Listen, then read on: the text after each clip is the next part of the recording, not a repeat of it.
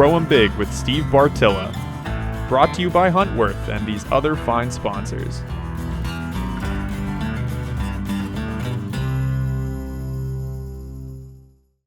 Hey guys, it's Iain Wallace here with Chestnut Hill Outdoors, and today we're out here taking a look at what it takes to get prepared for a spring planting.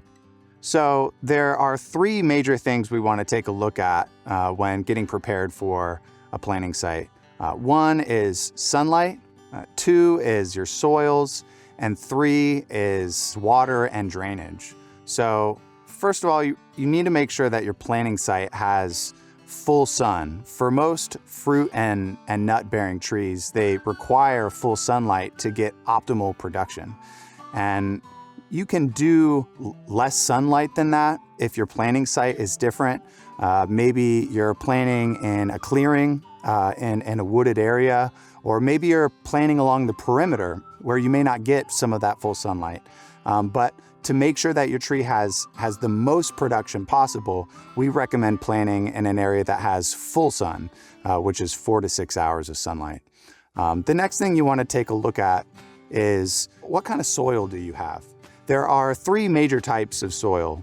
One is clay soils, and there's sandy soil and also a mixture of sandy loam soils. Clay soil is going to have the most water retention. That means that the water is not going to drain out of it as quickly. If you have a clay site, you may need to water a little bit less. So you may need to water 1 or 2 times a week, depending on how much water is standing in that area with rainfall and your supplemental water.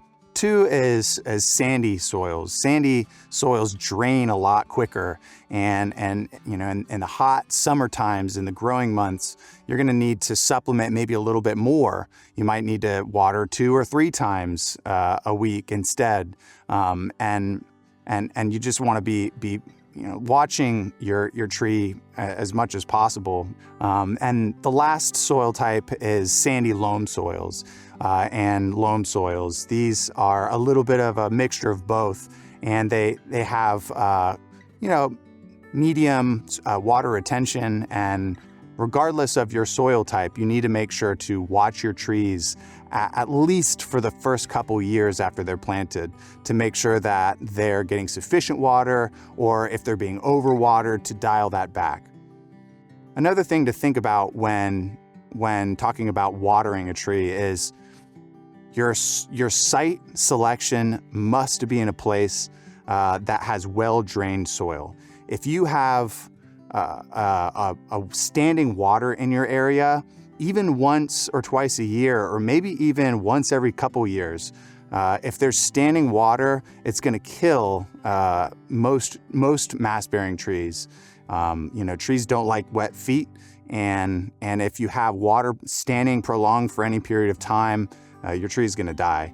So we recommend taking a look at what kind of soil you have, what your planting site is like, and to make sure that you have good drainage in your area. One great thing about the orchard behind me here is that we're planting on a slope. So that's another good strategy you can take, is looking for a good slope in your area and planting high so that the water can drain off of that slope and the trees won't be in any standing water. Final thoughts, brought to you by Huntworth. So no matter what your goals are, what's most important to be successful at planting is to go out to your land and familiarize yourself. Familiarize yourself with the soil, familiarize yourself with what your deer are doing on your property, and really assess. You can go to all kinds of different resources like your local agriculture extension office, or you can visit our website, chestnuthilloutdoors.com. And really take time to research and familiarize yourself with your land. And this way you'll be the most successful at prepping your site and putting down roots on your property.